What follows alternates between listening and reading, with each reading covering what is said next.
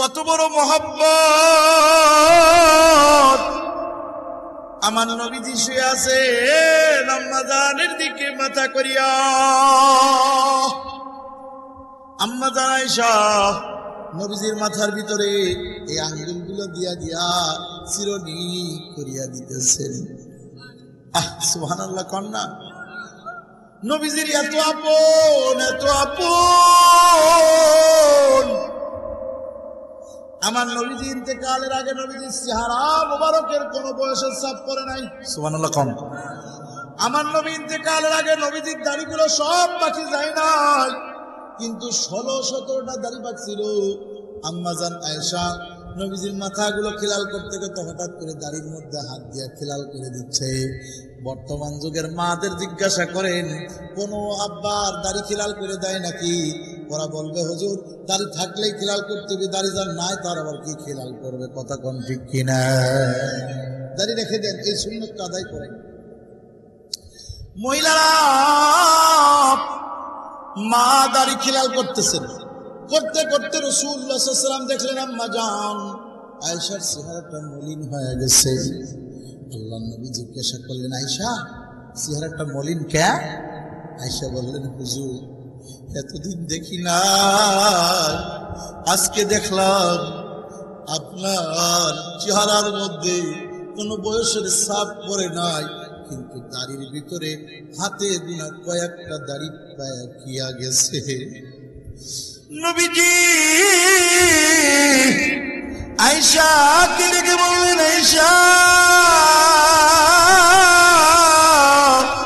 দাড়িগুলি পাকিছে রে, তার মানে হলো আমার কবরে যাওয়ার সময় আয়েশা গেছে।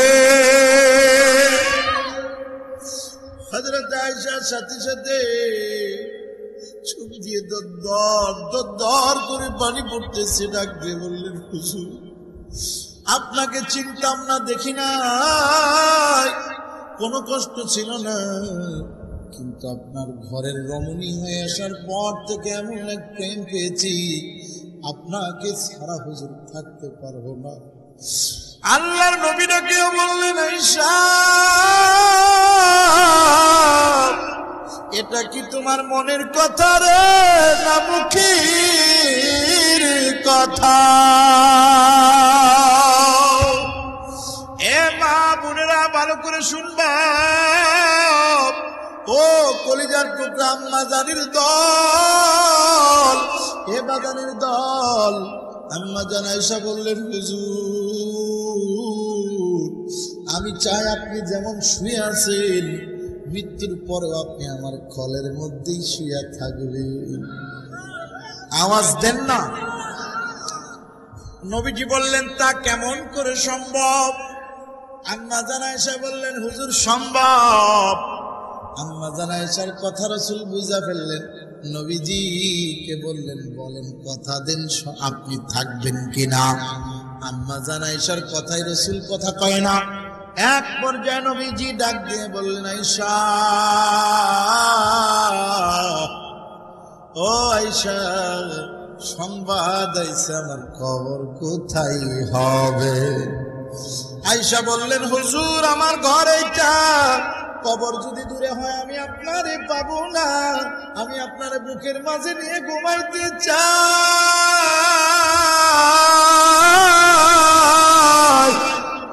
আয়েশার কথা আল্লাহর দরবারে কবুল হয়ে গেল। আল্লাহ নবীরে জানায় দিলেন। নবী ডাক দিয়ে বলে, আয়েশা আমার কবর কোথায় হবে জানি? আয়েশা বললেন, কোথায়? মক্কায়। কয় না, কয় মদিনার কোন জায়গায়? তায়েফে, বদরে, ওহুদে, খন্দকি, নবী কোন জায়গায় হবে গো? আল্লাহ নবী বলেছি, মৃত্যু আমার এখানে এইভাবেই হবে, আর আমার কবরটা এখানে হবে। নারে তাকবীর।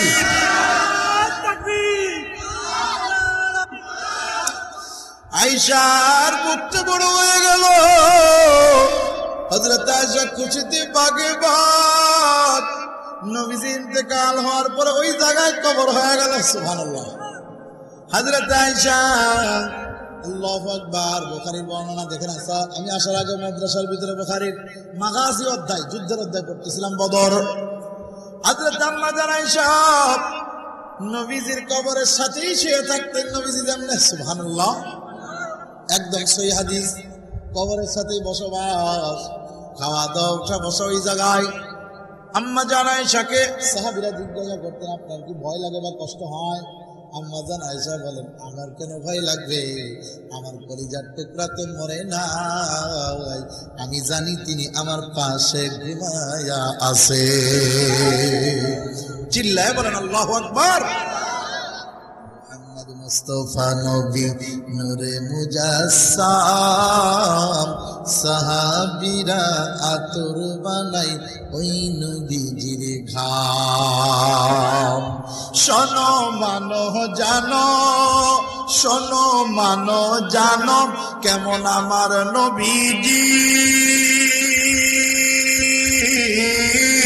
শোনো মানো জানো, দেখো আমার নবীর কাহিনী।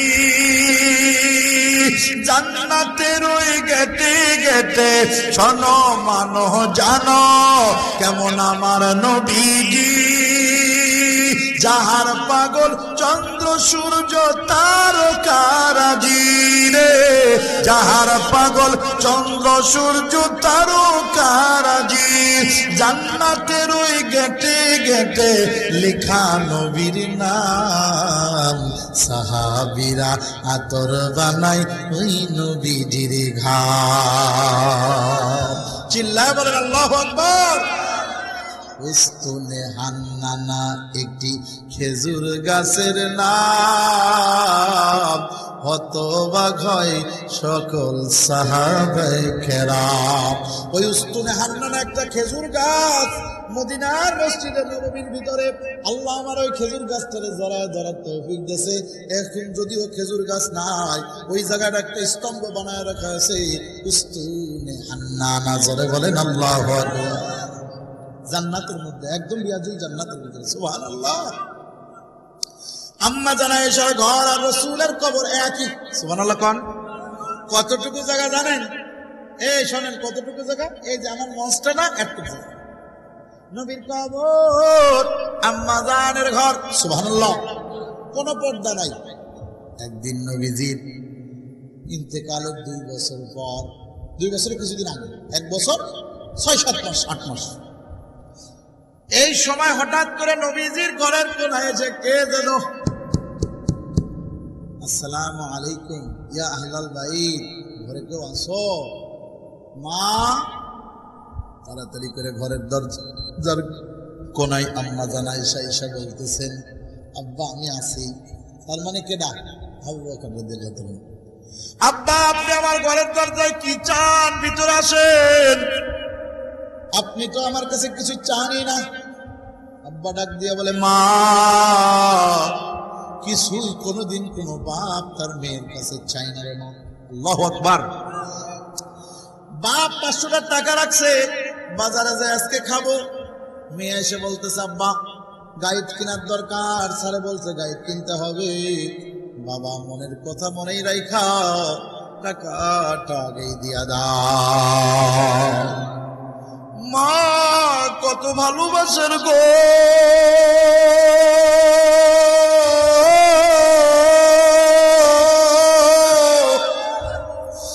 নিজের আঁচলের কোনায় একটা বাতাসা হলেও বেঁধে রাখে। ছেলেটাকে মেয়েটাকে বাতাসাটা দেয় আর বলে, নে তোর জন্য রাখছি।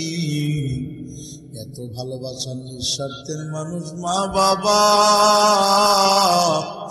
এ যুবক, পিতা মাতারে কষ্ট দিস না। এ কলিজার টুকরা ভাই,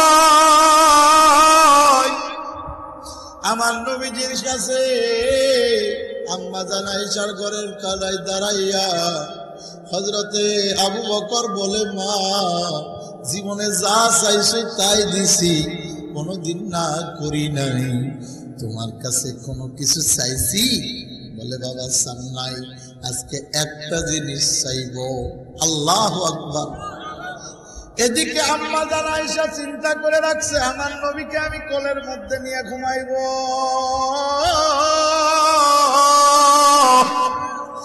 আমিও মৃত্যু এখানে হবে, আমারও কবর এখানে হবে, দুইজন পাশাপাশি জীবন কাটাবো, আখিরাতের জীবন।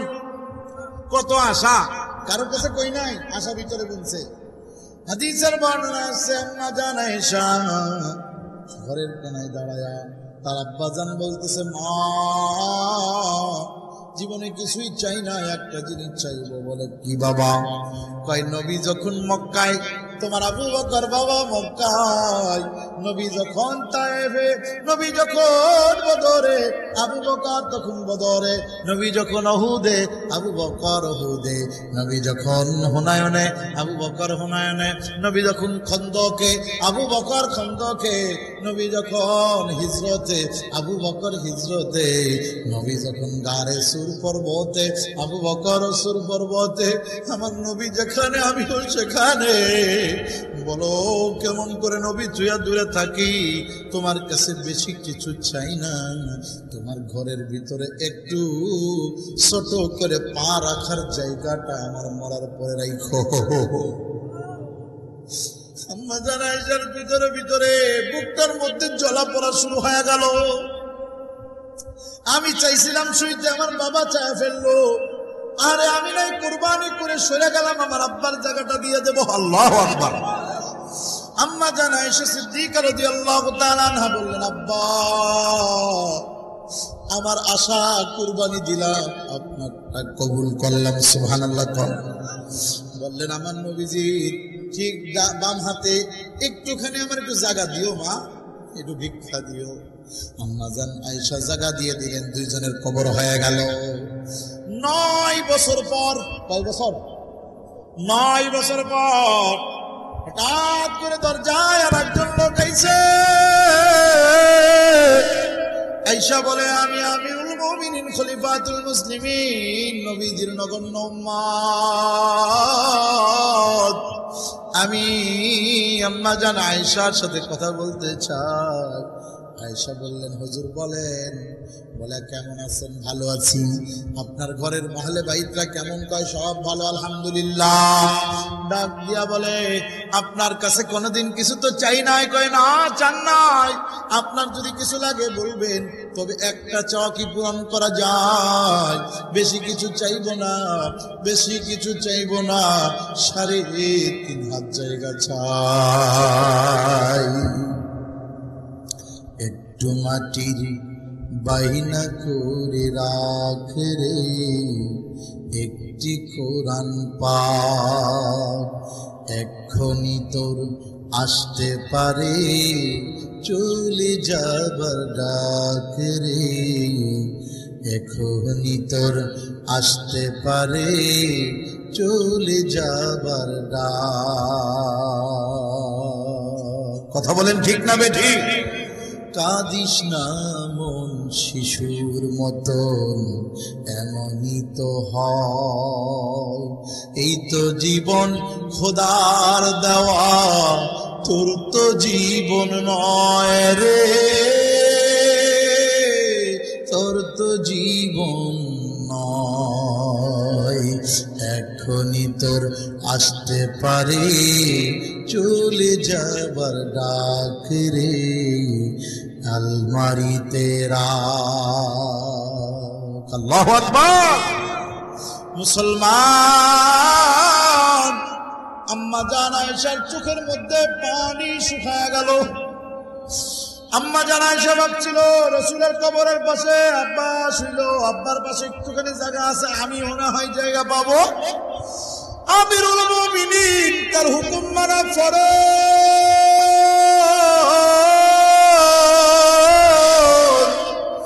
রাসূল বলেছেন, তোমাদের মধ্যে যদি একজন অন্ধ কেউ আমির বানায় দেয়া হয়, তাহলেও তোমরা তারে মানবা, তার হুকুম মানবা। তাহলে আমি যদি আমিরুল মুমিনের হুকুম না মানি কেমন হয়? আমি ইচ্ছা করলে নাও দিতে পারি, কিন্তু আমিরুল মুমিনিন আবার ভিক্ষা চাইলে আমি আমার সব কুরবানি করলাম। বললাম, আপনি আপনার জন্য জায়গা ছেড়ে দিলাম। আম্মা জান আয়েশা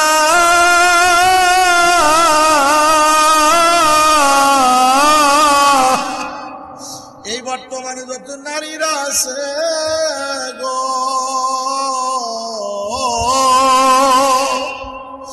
ও মা ভালো করে শুনবা, প্রত্যেক নারীকে বলতেছি, প্রত্যেক পুরুষকে বলতেছি, আম্মা জান আয়েশা এবার পর্দা করা শুরু করলেন। কারণ আব্বার সাথে পর্দা ফরজ না, স্বামীর সাথে পর্দা তো নাই, কথা কোন ঠিক কিনা?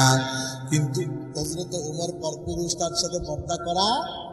আরে কবরের মধ্যেও তিনি পর্দা লাগাইছে, সুবহানাল্লাহ বলবেন না? আরো জোরে বলেন সুবহানাল্লাহ। কবরের মধ্যেও পর্দা। কেমনে জানেন? একটা পর্দা দিছে আবু বকর আর উমারকে পর্দা দিয়ে ঢেকা ওই পাশ দিয়ে নবীজি রওজার পাশে বসে থাকতেন আম্মা জান আয়েশা। শুধু তাই না, একদিন দেখলেন স্বপ্নের ভিতরে আম্মা জান আয়েশার দিকে নবীজি তাকাইয়া বলতেছে, আয়েশা মনটা খুব খারাপ, আমার পাশে তুমি শুয়ে থাকতে চাইছিলাম, আয়েশা জায়গা ছেড়ে দিয়েছ, এতে আমি খুশি। তুমি সামনে একটু জায়গা পাবা, ওই যে জান্নাতুল বাকিতে তুমি যাও, আমি এখান থেকে তাকাইয়া তোমারে দেখব। নারে তাকবীর। জান্নাতুল বাকির গেটের মধ্য দিয়ে ঢুকলেই প্রথমে যে কবরটা দেখা যায় ওইটা হলো আম্মা জান আয়েশা সিদ্দিকা। ডান পাশে যে কবর দেখা যায় ওইটা হলো আম্মা জান হযরতে ফাতিমাতুজ জাহরা। এরপর আরেকটা কবর দেখা যায়, ওইটা হলো আমার কলিজার টুকরা, আপনাদের কলিজার টুকরা, খলিফাতুল মুসলিমিন হযরতে উসমান গনি জিন্নাহ।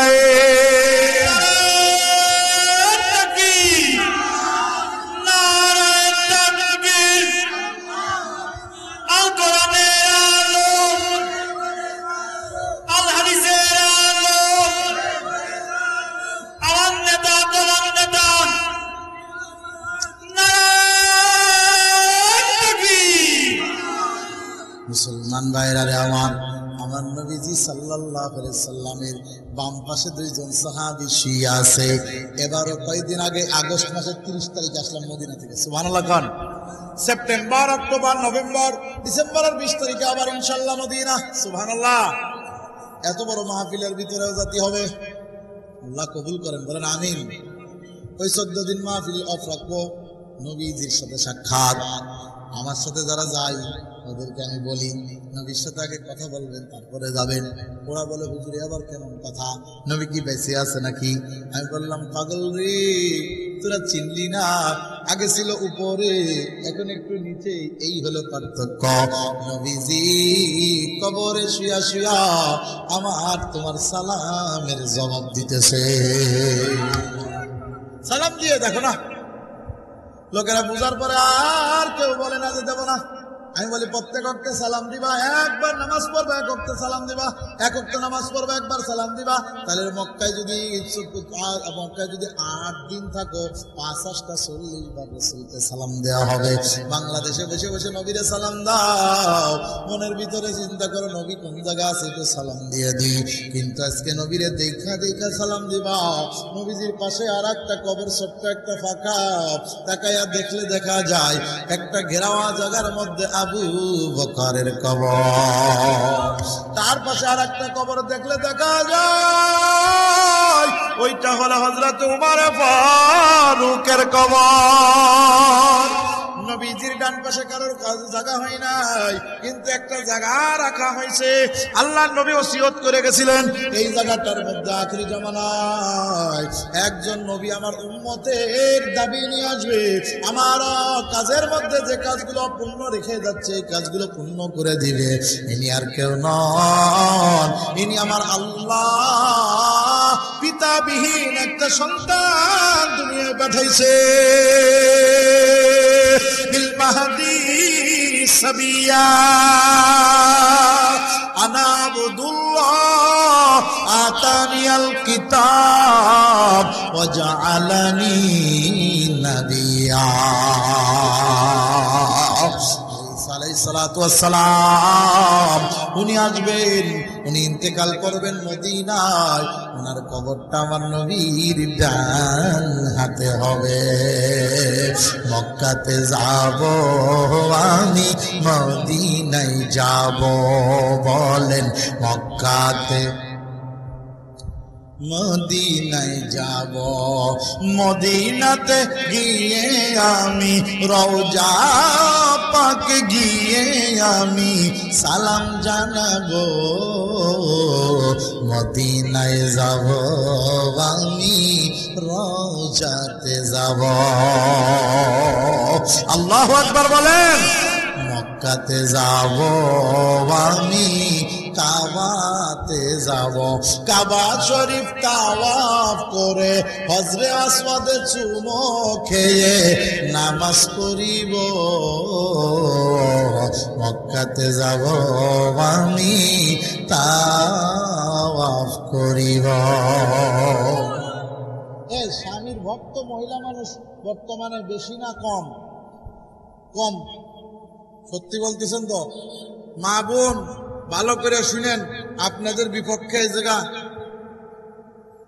সাক্ষী দিচ্ছে, সাক্ষী দিচ্ছে।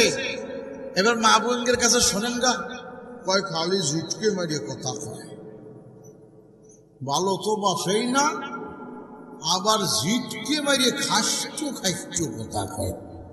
ওর কপালে দেব না ভাত না ছাই দেবানে আছে না? মা বোনরাও কবিনি আপনাদের না নাকি? হ্যাঁ কি কন?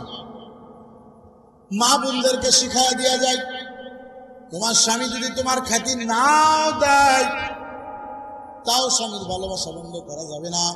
কেন জানেন? স্বামীরা এই কথা আমি আস্পর্ধা দিচ্ছি না যে খ্যাতি দেওয়া খেতে বন্ধ, তা না। আপনারা ভালোবাসবেন, আপনারা মহব্বত করবেন, মেয়েরা একটু মহব্বতের পাগল, কথা কন ঠিক কিনা? কিন্তু স্ত্রীদেরকে সৃষ্টি করা হয়েছে দুইটা উদ্দেশ্যে। কয়টা উদ্দেশ্য?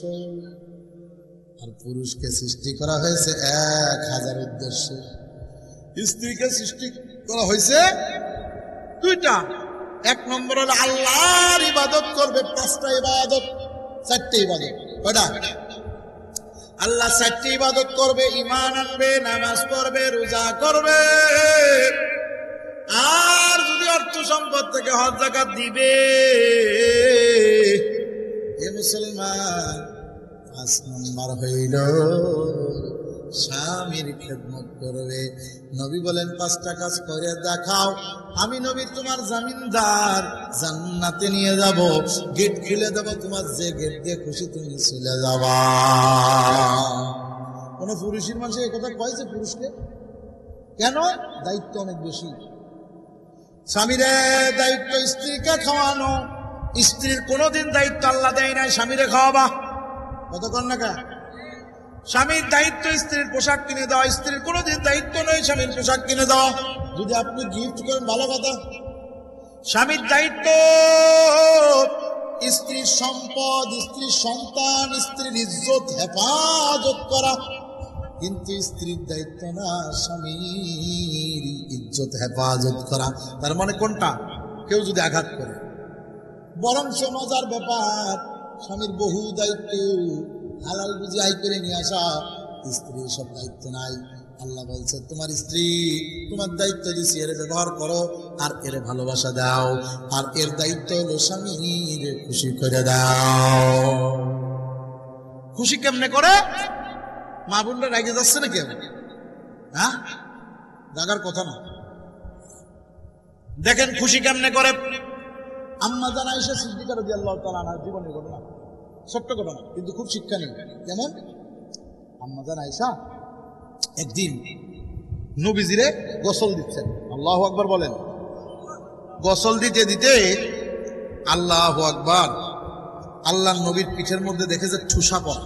কি পড়া? আরো জোরে, ঠুসা পড়া। এই ঠুসা দেখা আম্মা জান আয়েশা জিজ্ঞাসা করতেছেন, ইয়া রাসূলুল্লাহ, আপনার পিঠে যে ঠুসা পড়া?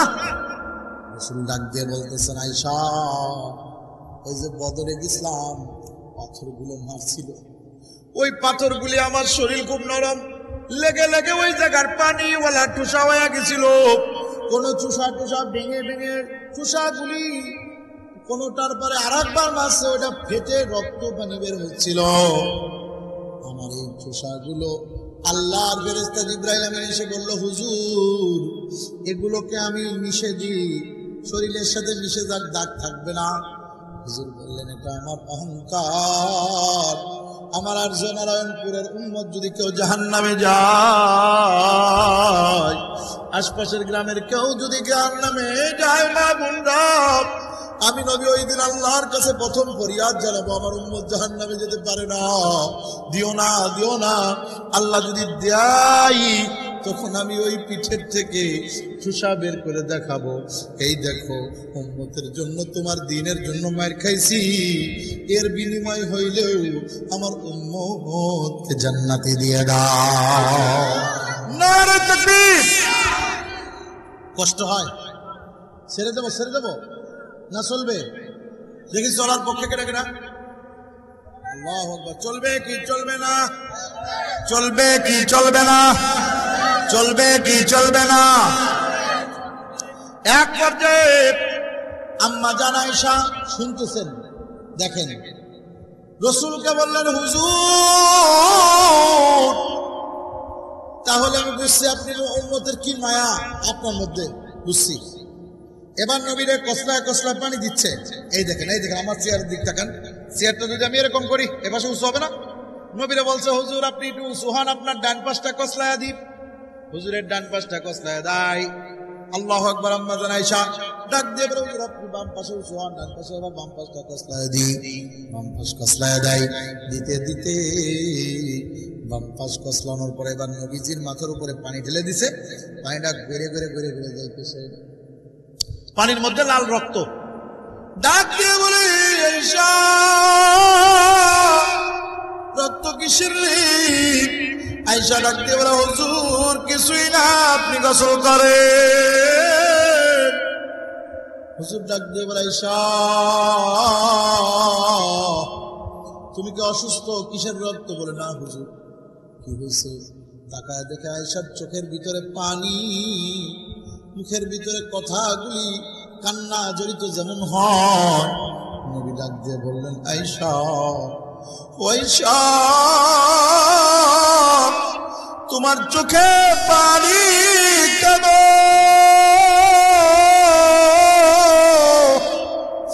আয়েশা ডাক দিয়ে বলে, হুজুর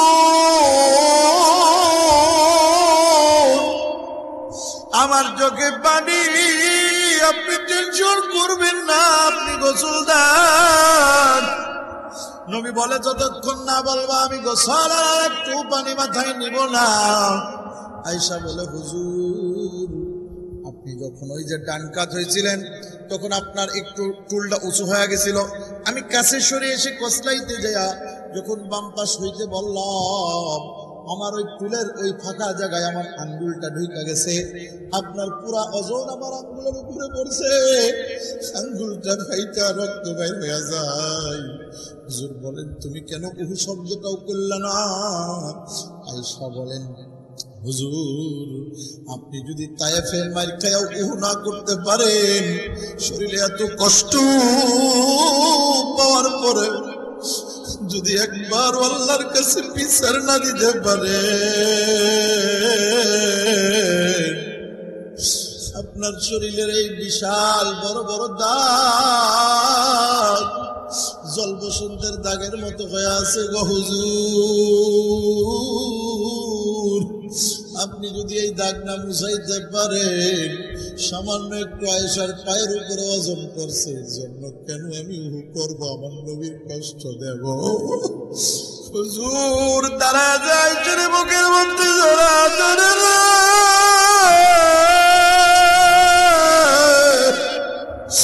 ডাক দিয়ে বলে, আয়েশা তুমি আমার আজকে, তুমি আমার প্রিয় প্রমাণ করে দেখাইলা। ও মা বোনেরা, ও বাজানের দল, হযরত আয়েশা ডাক দিয়ে বলে, হুজুর আমি যদি উহু করতাম আপনি ব্যথা পাইতেন, আমি যদি উঠতে বলতাম আপনার কষ্ট হইত। হুজুর আপনি আমার এই পায়ের উপরে না, আপনি আমার কলিজার উপরে জায়গা। এক কলিজার টুকরার জন্য নারায়ণপুর এত্র এলাকার মারা, এ যুবক যুবতীর দল, কলিজার টুকরা মাগো, তাহলে আমার নবীজিকে কেমনে খেদমত করছে এটা দেখার শিখা দরকার আছে কিনা? বলেন আছে কিনা?